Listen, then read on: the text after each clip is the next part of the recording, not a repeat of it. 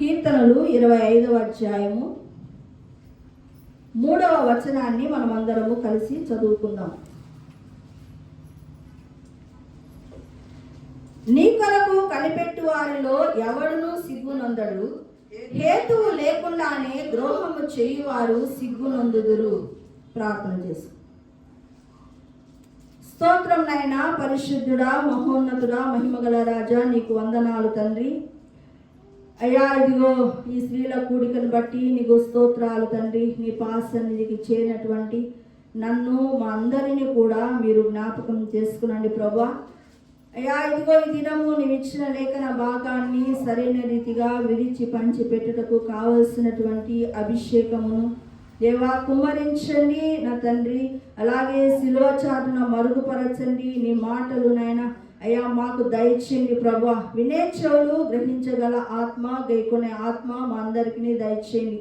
విత్తబడుతున్న మాటల యందు ఏకాగ్రత నిలిపి నాయన ఏ విధమైన అల్లరి ఆత్మ నాయన ఇక్కడ పని చేయకుండా అయ్యా ప్రతి విధమైన చీకటిని యేసు నామములో బంధించి వేస్తున్నాను తండ్రి. నీ కృప మా అందరి మీదకి దిగిరానియమని యేసు నామములో అడుగుతున్నాను తండ్రి. ఆమేన్.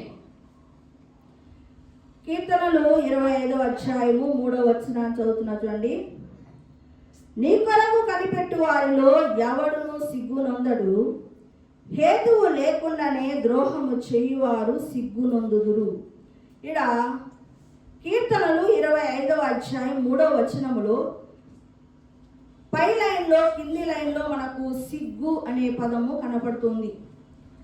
సిగ్గు దానికి మరి పర్యాయ పదాలు ఏం చెప్పుకోవచ్చు అంటే అవమానము, తలవంపు అనే మాటలు చెప్పుకోవచ్చు. అంటే సిగ్గు అంటే సిగ్గు పొందడం, అవమానం రావడం, ఎదురుగా తలవంపులు జరగడం అనే అంశాలను మనం తీసుకున్నప్పుడు దీన్ని 2 రకాలుగా మనము విభజించవచ్చు. భౌతికమైనటువంటి సిగ్గుపడ్డము, ఆత్మ సంబంధమైన అవమానం లేకుంటే సిగ్గు పోవడం అని, అవమానం పొందడం ఏది అనే ఆ విషయాల గురించి మనం తెలుసుకుందాం. మొదటిగా ఏంటంటే భౌతికమైనటువంటి అవమానం. ఈ లోకంలో కొన్ని ఎగ్జాంపుల్స్ చెప్తాను చూడండి. మన దేశంలో క్రికెట్ మ్యాచ్ జరుగుతుంది. క్రికెట్ మ్యాచ్లో మన దేశము ఓడిపోయింది అనుకోండి, అన్ని దేశాల ముందర మన యొక్క దేశానికి ఏమొచ్చినట్లు, సిగ్గు కలిగినట్లుగా, అవమానము వచ్చినట్లుగా ఫీల్ అవుతాం. అవునా? కుటుంబంలో ఒక అమ్మాయికి మ్యారేజ్ ఫిక్స్ అయింది. మ్యారేజ్ రోజు పెళ్లి కుమారుడు నేను పెళ్లి చేసుకోను అని అతడు వెళ్ళిపోతే ఆ కుటుంబానికి ఏం కలుగుతుంది? అవమానం వచ్చినట్లు లెక్క. అవమానంతో తల దించుకుంటారు. కొంతమంది అయితే సూసైడ్ చేసుకొని చనిపోతూ ఉంటారు. అదే క్లాస్ రూమ్లో ఒక పిల్లవాడిని అందరి ముందు దండించారనుకోండి, ఆ పిల్లవాడు ఎలా ఫీల్ అవుతాడు? అవమానంగా ఫీల్ అవుతాడు. అదే ఆ క్లాస్ రూమ్లో అందరూ పాస్ అయ్యి ఒక్కడు ఫెయిల్ అయ్యాడు అనుకోండి, వాడికి ఏం కలుగుతుంది? అవమానము కలుగుతుంది, సిగ్గు కలుగుతుంది. అంటే సిగ్గుపోయింది అని అర్థం నిజం చెప్పాలంటే. అలాగే మన కుటుంబంలో ఆస్తిపాస్తులన్నీ అమ్ముకొని వేరే ఊరికి వెళ్ళిపోయారనుకోండి, ఆస్తిపాస్తులన్నీ కూడా అంటే ఎలా అంటే అన్ని పోగొట్టుకొని, ఆస్తిపాస్తులన్నీ పోగొట్టుకొని ఇక వారు రిక్తులుగా వేరే ప్రదేశానికి వెళ్ళవలసినటువంటి పరిస్థితులు వచ్చాయనుకోండి, అప్పుడు వాళ్ళు ఎలా ఫీల్ అవుతారు? ఆ ఊరు నుంచి వెళ్ళేటప్పుడు చాలా అవమానకరంగా తల దించుకొని ఊరు దాటి వెళ్ళిపోతూ ఉంటారు. ఇవన్నీ కూడా ఇలాంటివి ఎన్నో ఎగ్జాంపుల్స్ మనము చెప్పుకోవచ్చు. అలాగే వీటన్నిటికీ ఏంటంటే ఈ లోకపరంగా భౌతికమైనటువంటి అవమానాలు ఎదురు కావడం అని చెప్పుకోవచ్చు. ఇవన్నీ భౌతికమైనవి. అయితే ఆత్మ సంబంధంగా కూడా సిగ్గుపోవడం అనేది ఉంటుంది. సిగ్గుపడము, సిగ్గుపడకపోవడం అనేది ఉంది. అంటే ఆత్మ సంబంధమైన సిగ్గులో, అవమానములో కూడా 2 రకాలుగా విభజించవచ్చు. ఏంటి? సిగ్గు పోవడం అంటే అవమానము పొందడం, అవమానం పొందకుండా ఉండడం. ఈ 2 అంశాలు ఆత్మ సంబంధంగా జరుగుతూ ఉంటాయి. ఇప్పుడు రక్షణ లేనివాడు, భక్తిహీనుడు, అతను అతడికి ఏం కలుగుతుందంటే సిగ్గు కలుగుతుంది. తన జీవితమును బట్టి అవమానము ఎదురవుతుంది. అవే మనం ఇప్పుడు చూస్తాం. అంటే ఫస్ట్, రక్షణ లేని బిడ్డకు, భక్తిహీనులకు ఏం కలుగుతుందంట? అవమానము కలుగుతుందంట. ఎలాగ కలుగుతుందో చూడండి. ఇక్కడే వచనం 3వ వచనంలో మనం చదివాం కదా, నీ కొరకు కనిపెట్టు వారిలో ఎవడునూ సిగ్గునందడు, హేతువు లేకుండానే ద్రోహము చేయువారు సిగ్గు నొందుదురు. అంటే హేతువు లేకుండానే ద్రోహం చేస్తూ ఉంటారు కొంతమంది. ఎవరికైనా కావలసిగానే ఏ విధమైన కారణం లేకుండానే కొంతమందికి ద్రోహం చేస్తూ ఉంటారు. అలాంటి వారు ఏదో ఒక దినాన ఏమవుతారంట? సిగ్గునందుతారు.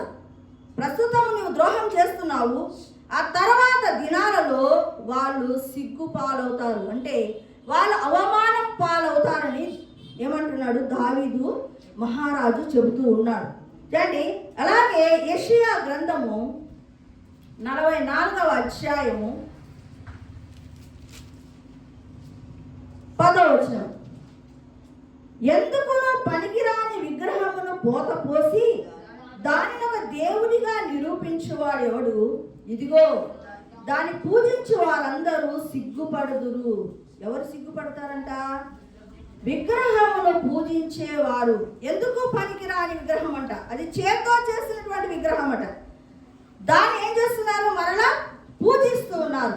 అంటే విగ్రహమును చేసి దాన్ని పూజించే వారందరూ కూడా ఫ్యూచర్లో వాళ్ళకి ఏమి కలుగుతుంది? సిగ్గు కలుగుతుంది, అవమానము కలుగుతుంది అని ఇక్కడ చెప్పబడుతూ ఉంది. అలాగే ఇర్మియా 17, ఇర్మియా గ్రంథము 17వ అధ్యాయము 13వ వచనం, ఇశ్రాయేలునకు ఆశ్రయమా, యెహోవా నిన్ను విసర్జించు వారందరూ సిగ్గునందుదురు. ఎవరిని విసర్జించితే సిగ్గునందుతారు? యెహోవాను విసర్జించు వాళ్ళు సిగ్గునందుతారు. ఇక్కడ నేను చెప్పాను కదా, రక్షణ లేని వారు, భక్తిహీనులు ఏమవుతారని చెప్పినాను? సిగ్గునందుదురు. అలాగే పడిపోయిన జీవితం, ఆత్మీయముగా రక్షింపబడి మరలా పడిపోయిన వాళ్ళకు కూడా యెహోవాను వాళ్ళు ఏం చేస్తున్నారు? విసర్జిస్తున్నారు. అంటే అంతకుముందు వాళ్ళకి ఏమున్నట్టు? యెహోవా దేవుడు ఉన్నట్టే లెక్క. తర్వాత ఏం చేస్తున్నారు? వాళ్ళు విసర్జిస్తున్నారు. అంటే కొంతకాలము యేసు ప్రభును అంటి పెట్టుకొని భక్తి కట్టి తిరిగి మళ్ళా లోకానుసారముగా జీవించే వారికి కూడా ఏం కలుగుతుందంట? రేపొద్దున సిగ్గు కలుగుతుంది అంట. హోషేయ గ్రంథము 4వ అధ్యాయము 19వ వచనం చూడండి, సుడిగాలి జనులను చుట్టి కొట్టుకొని పోవును, తాము అర్పించిన బలులను బట్టి వారు సిగ్గునొందుదురు. ఇక్కడ ఏంటంటే బలులు అర్పించే వాళ్ళు ఏమవుతారు? సిగ్గు నొందుదురు. ఇప్పుడు నేను కొన్ని అంశాలు చెప్పాను. ఎవరెవరు సిగ్గు నొందుతారు? హేతువు లేకుండా, అంటే దేవుని నమ్మని వాళ్ళు, రక్షణ లేని వాళ్ళు, భక్తిహీనులు ఏం నొందుతారు? సిగ్గు నొందుతారు. వాళ్ళు ఎవరంట? హేతువు లేకుండా ద్రోహం చేసేవారు, విగ్రహారాధన చేసేవారు, బలులు అర్పించేవారు, యెహోవాను విసర్జించిన వారు. ఇలాంటి వాళ్ళకి గతి ఏం పడుతుందంట? దానియేలు 12:3లో ఏం చెప్పబడిందంటే, నిత్యము వారు నిందల పాలగుటకే ఉన్నారట. చూడండి, మేలుకొందురు అనే మాట ఉంది. నిత్యము నిందల పాలగుటకు, హేయులగుటకే వాళ్ళు మేలుకొందురు. 12వ అధ్యాయము 2వ వచనం చూడండి, మరియు సమాధులలో నిద్రించు అనేకులు మేలుకొనెదరు, కొందరు నిత్య జీవం అనుభవించుటకును, కొందరు నిందల పాలగుటకు, నిత్యము హేయులగుటకును మేలుకొందురు. అంటే కొందరు, అందరూ లేస్తున్నారు కదా, అవునా? అయితే దీంట్లో కొందరేమో నిత్య జీవాన్ని అనుభవించడానికి లేస్తారు, కొందరు నిరంతరము నిందల పాలవటానికే లేస్తారు. వారు వాళ్ళ జీవితం ఎలాగ ఉంటుందంట? హేయమైన జీవితము. చివరికి వాళ్ళకు వచ్చేది పాతాళము. ఇది రక్షణ లేని వారికి, రక్షణ పొంది పడిపోయిన వారి జీవితాలకు వచ్చేటటువంటి అవమానము, సిగ్గు అని. అంటే ఇక్కడ అంటే భక్తిహీనులు మన యొక్క జీవితాలలో ఆత్మీయంగా కొంతకాలము నడిచి మళ్ళీ ఆత్మీయంగా పడిపోయిన వారి బ్రతుకులు ఇలాగవుతాయి. కాబట్టి రక్షింపబడిన తర్వాత మనము ఏదో కొద్దిగా భక్తి నేర్చుకుంటూ ఎదుగుతూ పైకి వెళ్ళాలి. కానీ పూర్తిగా చల్లారిపోయి దేవుడి నుంచి దూరం అయిపోయి మరలా వెనకటి జీవితము అంటే మరలా విగ్రహారాధన చేస్తూ యెహోవాను విసర్జించుతూ మళ్ళా పాత జీవితంలో మాదిరిగా బలులు అర్పించుకుంటూ ఉండే వాళ్ళ జీవితాలు ఇలా హేయంగా తయారవుతాయి, నిందల పాలు కావడము గ్యారెంటీ. అయితే ఇప్పుడు నేను చెప్పాను కదా, ఆత్మ సంబంధంగా అవమానం పొందేవారు ఉన్నారు, అవమానము పొందని వారు, సిగ్గుపడని వారు ఉన్నారు. ఇప్పుడు సిగ్గుపడిన వారిని గురించి, సిగ్గుపడే వారిని గురించి మాట్లాడాం. సిగ్గుపడని వారు ఎవరు? వాళ్ళు ఎక్కడ, ఎలాంటి వాళ్ళు ఏం చేస్తారు అనే విషయాన్ని మనం తెలుసుకుందాం. కీర్తనలు 119వ అధ్యాయము 6వ వచనం చూడండి. నీ ఆజ్ఞలన్నిటినీ నేను లక్ష్యము చేయనప్పుడు నాకు అవమానము కలుగనేరదు. వీళ్ళు సిగ్గుపడని వారు. ఈ లోకములో యేసయ్యను నమ్ముకొని ఆయన ఆజ్ఞలను ఎవరైతే గైకొంటూ ఉంటారో వాళ్ళు ఏం పొందరంట? వాళ్ళు సిగ్గు పొందరట. ఇంకా ఎవరు సిగ్గు పొందరో చూద్దాం. యోవేలు గ్రంథము 2వ అధ్యాయము 20వ వచనం చూడండి. 26 యోవేలు గ్రంథము 2:26 వచనం. ఇంకా పైన చదువుదాం. మీ దేవుడైన యెహోవా నామమును స్తుతించినట్లు నేను పంపిన మిడతలను, గొంగలి పురుగులను, పసర పురుగులను, చీడ పురుగులను అను నా మహాసైన్యము తినివేసిన సంవత్సరముల పంటను మీకు మరలా ఇత్తును. నా జనులు ఇక ఎన్నటికి సిగ్గునందరు. వారు ఎవరంట? నా జనులు అంటున్నాడు దేవుడు. నా జనులే, కానీ వారి జీవితంలో ఏంటి? పంట తినేశాయి. పురుగులు తమ యొక్క ఆత్మీయ జీవితాన్ని తినివేసి అలాగే వాళ్ళు, ఇందాక నేను చెప్పాను కదా, కొంతమంది భక్తి కట్టి యెహోవాను విసర్జించి లోకంలో కలిసిపోలేదు. వీళ్ళు ఏం చేస్తున్నారు? మిడతలు, పసర పురుగులు, గొంగలి పురుగులు, మిడతలు తినివేసిన పంట మరలా ఏం చేస్తున్నారు? సంపాదించుకుంటున్నారు. అలాంటి వాళ్ళు సిగ్గునొందరు. అంటే తిరిగి తమ ఆత్మీయ జీవితాన్ని, పడిపోయినటువంటి ఆత్మీయ జీవితాన్ని ఎవరైతే కట్టుకుంటారో వారు సిగ్గునొందరట దేవుని ఎదుట. యెహోవా ఆజ్ఞలను పాటించేవారు సిగ్గునొందరు.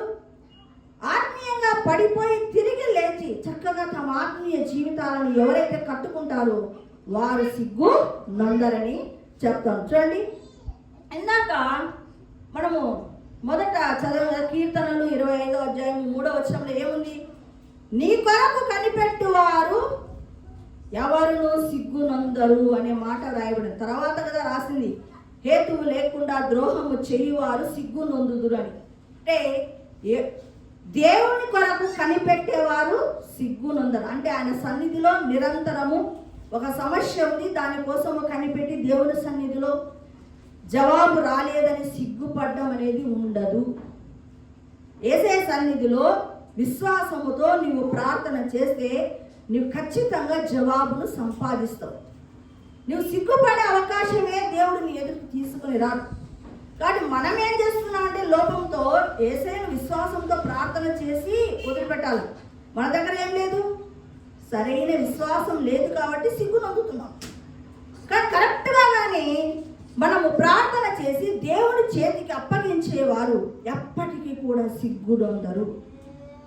ఏ సమస్య ఉండని, ఏ బాధ ఉండని యేసయ్య సన్నిధిలో మోకరిల్లి ఆయనకు అప్పగించినప్పుడు, ప్రభువా నాకు ఈ సమస్య ఉంది నాయన, దీన్ని నేను టాలరేట్ చేయలేకున్నాను, దీని నుంచి నేను విడుదల పొందుకోలేకున్నాను, దీన్ని నేను కట్టలేకపోతున్నానని నువ్వు దేవుని పాద సన్నిధికి వెళ్ళి ఆయనకు నీ యొక్క ప్రాబ్లంను అప్పగించినప్పుడు ఆయన ఎప్పుడు కూడా నేను సిగ్గుపరిచే పరిస్థితి తేనీయడు. కాబట్టి ఆయన ఆజ్ఞలను ఏంటి నీ కొరకు కనిపెట్టేవారు ఎప్పుడు కూడా సిగ్గు నందరు. కాబట్టి నా జనులు ఎన్నటికీ సిగ్గు నందరు అంటున్నాడు. హేతువు లేకుండా ఏంటి నీ కొరకు కనిపెట్టి వారు సిగ్గునందరు, నీ ఆజ్ఞలను గైకొనేవారు సిగ్గునందరు అని మాట వ్రాయబడి ఉంది. చూడండి ఇర్మియాలో అనుకుంటా చూద్దాం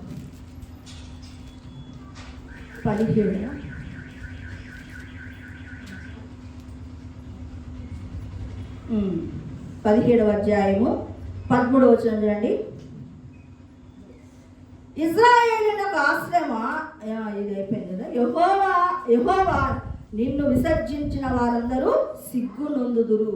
సరే, ఒక సందర్భంలో ఏమని రాయబడిందంటే 1 పేతురు 4వ అధ్యాయము 19వ వచనాన్ని చూడండి.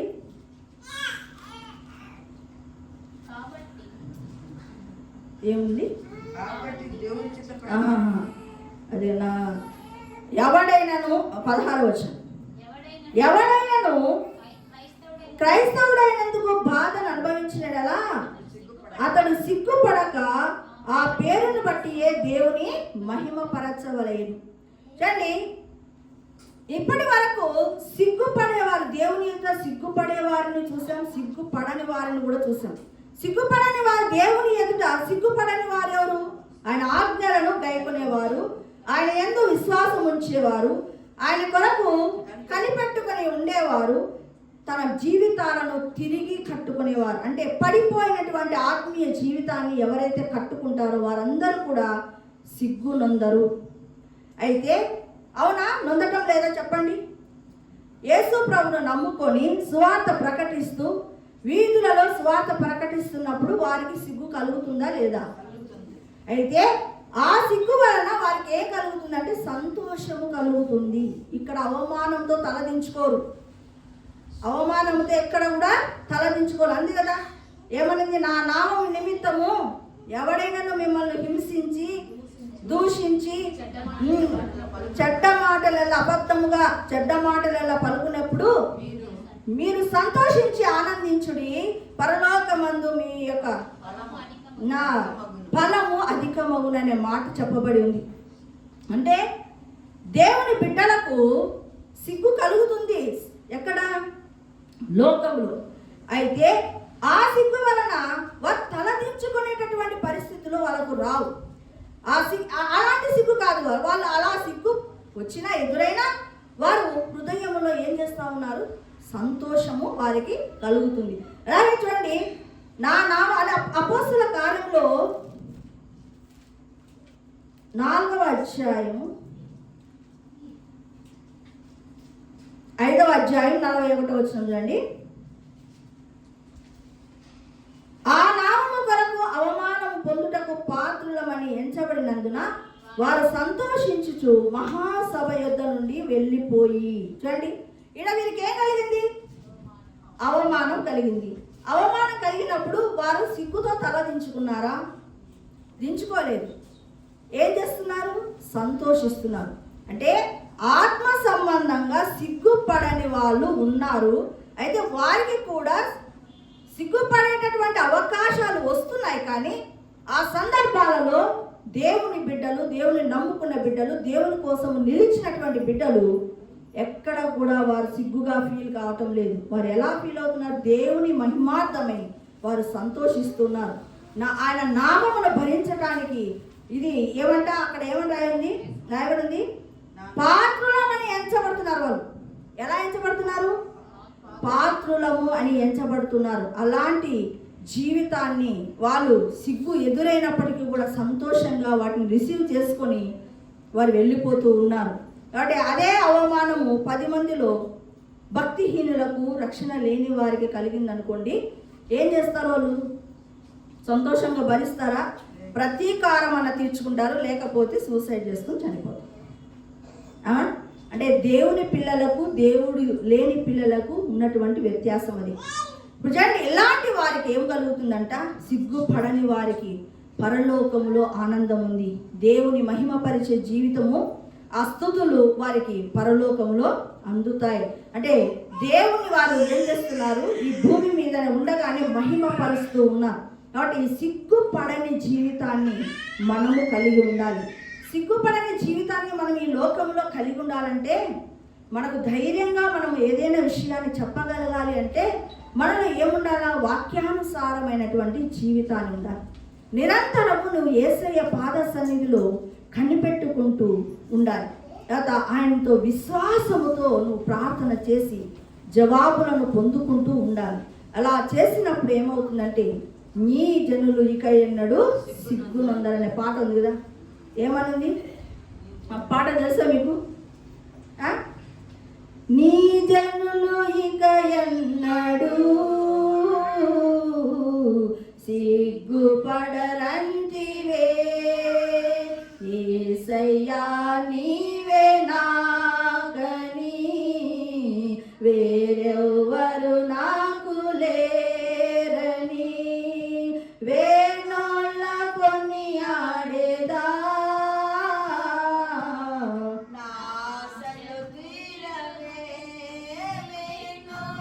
కొనియాడేదా. ఓకే, అంటే ఇక్కడ నా జనులు ఇక ఎన్నడూ సిగ్గునందరు. యేసయ్యను నమ్ముకున్న బిడ్డలు సిగ్గునందరు. వారు తల ఎత్తుకొని జీవించే జీవితం వారు. ఈ లోకంలో అనేక మంది వాళ్ళను ఒక మతము కింద అంటగట్టి వాళ్ళని సిగ్గుపరుస్తూ ఉన్నారు. కానీ పరలోకంలో వాళ్ళు సిగ్గునందరు. ఎవరు సిగ్గునందుతారు? ఎవరైతే విగ్రహారాధన చేస్తారో, బలులు అర్పిస్తారో, వాళ్ళు హేయమైనటువంటి దేనికి నిత్యము నిందల పాలవుటకే, హేయులవుటకే వాళ్ళు మేలుకుంటారట. అలాంటి జీవితం మంది కాదు. ఈ లోకంలో మనం జీవించే కొంతకాలంలో మనకు నిందల అవమానములు రావచ్చు, కానీ పరలోకంలో అత్యున్నతమైన సింహాసనాసీనుడైనటువంటి యేసయ్య బిడ్డలుగా మనం నిరంతరము ఆయన పాద సన్నిధిలో గడిపేటటువంటి కృప మనకందరికీ కలుగుతుంది. కాబట్టి అయితే అలా పరలోకానికి వెళ్ళాలంటే మనకేముండాలా? అంతో ఎంతో ఆయన ఆజ్ఞలను పాటించడం నేర్చుకోవాలి. కష్టం వచ్చినా నష్టం వచ్చినా ఆయన ఫాలో కావడం నేర్చుకోవాలి. ఒకసారి చేయబుద్ధి కాదు, ప్రార్థన చేయబుద్ధి కాదు. అయినా ఒక దైవజనుడు అంటాడు, ప్రార్థన చేయబుద్ధి కాకపోయినా ప్రార్థన చెయ్యి. ఏంటంటే ప్రార్థన చేయబుద్ధి కాకపోయినా ప్రార్థన అంటే ఎలా? ప్రార్థన చేయబుద్ధి కాకపోతే అక్కడ కూర్చొని ఏం చేస్తావు? ఏసయ్యా ఏసయ్యా ఏసయ్యా అంటే వచ్చేప్పటికి అక్కడ చుట్టుపక్కల దురాత్మలన్నీ పారిపోతాయి. నీకు ఆటోమేటిక్గా ఏమైపోతుంది? దేవుని ప్రార్థన ఆత్మ మన మీదకి వస్తుంది. కాబట్టి ఇలాంటి సిగ్గుపడని జీవితాన్ని మనం కలిగి ఉండాలి. ఎందుకు? దానియేలు 12:3 మాదిరిగా మనం ఏం కావాలంట? నిత్య జీవమును అనుభవించేవారిగా మనము తయారు కావాలి, నిందల పాలు కావడానికి కాదు. కాబట్టి అలాంటి నిత్యము ఆయనను నిత్య జీవం అనుభవించేటటువంటి అనుభవంలోకి మనం వెళ్దామా? అలా వెళ్ళాలంటే భూమి మీద సిగ్గుపడని జీవితాన్ని మనము కలిగి ఉండాలి. అలాంటి జీవితాన్ని మనము పొందుకుందామా? మరి ప్రార్థన చేస్తాం. స్తోత్రం నాయన, పరిశుద్ధుడా, మహోన్నతుడా, మహిమగల రాజా, నీకు వందనాలు, స్తోత్రములు తండ్రి. నీ పాద సన్నిధికి చేరినటువంటి మమ్ములను జ్ఞాపకము చేసుకునండి. ఈ దినము నాయన ఎవరు ఈ లోకములో సిగ్గుపడతారో అయ్యా, ఇదిగో నాయన అయ్యా, మరి పరలోకంలో కూడా సిగ్గుపడతారో అయ్యా, ఈ భూమి మీద ఎవరు సిగ్గుపడరో, పరలోకంలో ఎవరు సిగ్గుపడరో నువ్వు తెలియజేసినటువంటి రీతిని బట్టి నాయన నీకు వందనాలు. అయితే ఈ మాటలు ముద్రించబడి మా హృదయాల్లో ఫలింపచేయండి అయ్యా. వాక్యానుసారమైన జీవితంలో నేను ముందుకు నడుచుటకు నీ కృపను అనుగ్రహించమని యేసు నామములో అడుగుతున్నాను తండ్రి, ఆమేన్. యేసు రక్తమే జయం, ప్రభు యేసు రక్తమే జయం, ప్రభు యేసు నామ సంపూర్ణ జయం కలుగును గాక, ఆమేన్.